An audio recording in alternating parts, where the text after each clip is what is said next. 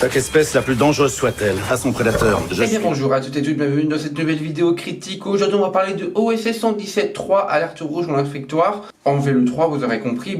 Eh bien ce film, c'est Nicolas Bedos qui réalise le film. Il a réalisé, si je dis pas de bêtises, Le Prince oublié avec Omar Sy, à moins que ce soit Michel Zanevicius. Enfin je crois qu'il a réalisé celui-là et c'était pas terrible.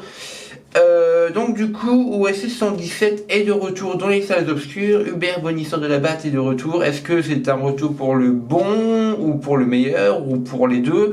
Eh bien, on va voir ça aujourd'hui les amis. Let's go, c'est parti. Voici ma review sur OSS 117, Alerte rouge en Afrique noire.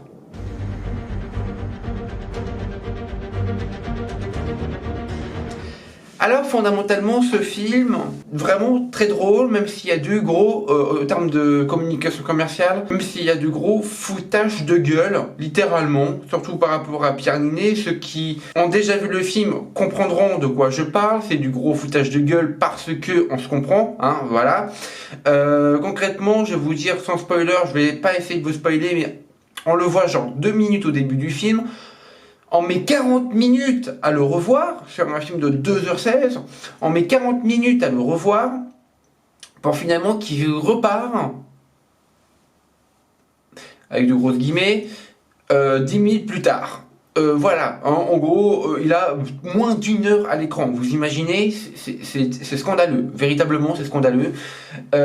Franchement, l'histoire aurait pu très bien se tenir sans lui, sans le personnage qu'il incarne, qui clairement n'a aucune personnalité, qui clairement est très mal développé, qui clairement n'a rien à raconter, il le fait très mal. Si le peu qu'il a à raconter, il le fait très mal. Un personnage mi-homosexuel, mi-efféminé, ça aurait pu être intéressant, mais c'est tellement...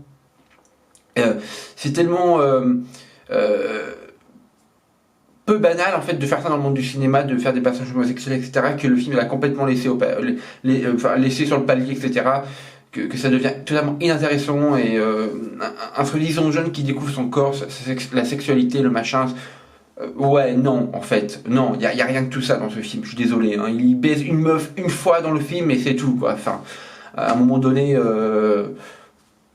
arrêtez avec la communication commerciale complètement trompeuse, hein. Y a rien qui fait dire que ah bah ce personnage là il découvre sa sexualité, ah bah ce personnage, non, y a rien, y a absolument rien qui fait, qui dit, qui montre, qui fait, non, absolument rien.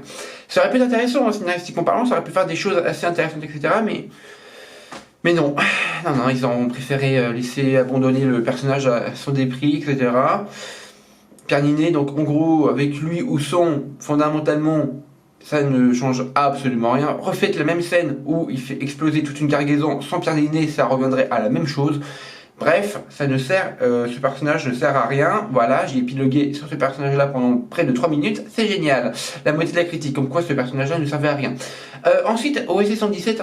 lui-même, donc vraiment il est très drôle, voilà. C'est le genre de connard qui peut dire des insanités et des grosses conneries avec un petit sourire au coin, mais alors tu rigoles tellement qu'il le dit d'une naturalité incroyable. Jean Dujardin le dit même, hein, c'est un con heureux, il n'est pas misogyne, il n'est pas homophobe, il n'est pas tout ça, mais c'est juste un con heureux en fait, voilà. Il est content d'être con et il le montre. Et c'est fou, et j'adore, et c'est drôle, putain.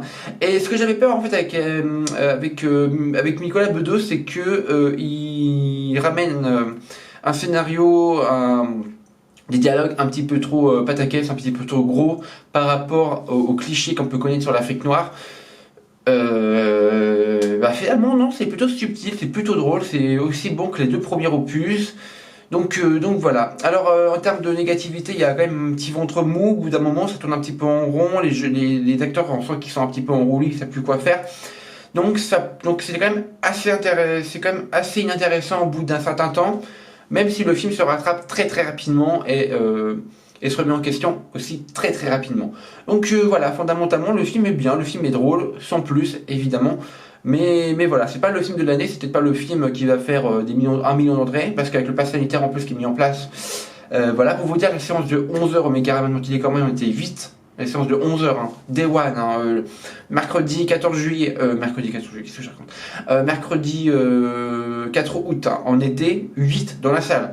Donc je pense que le film va un petit peu bider, là, Box Office Pro là sur Twitter, avec qui je discute par moment, on dit qu'il avait fait quasiment 200 000 entrées en une journée, ce qui est plutôt correct hein, pour un bon démarrage d'un film. Donc voilà, donc ça prouve que le retour du bonisseur de la batte, hein, Jean Dujardin en OSS 117, fait du bien aux Français, fait du bien au moral.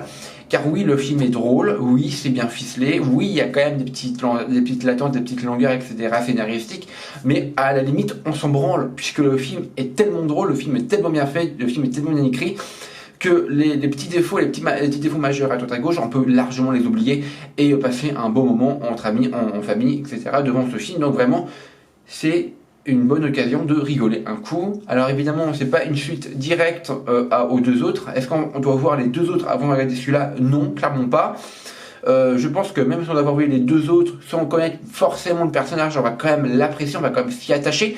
Donc voilà, c'est un bon film, malgré ces petits défauts que j'ai cités ultérieurement, mais c'est un bon film. Voilà, il sera peut-être pas dans le top 5 des meilleurs films de l'année, mais au moins voilà, il est très bon, il est bien, il est drôle, il est frais. Donc voilà, les amis, merci d'avoir regardé cette vidéo critique. Je te demande si t'es The Critic Man. Au revoir.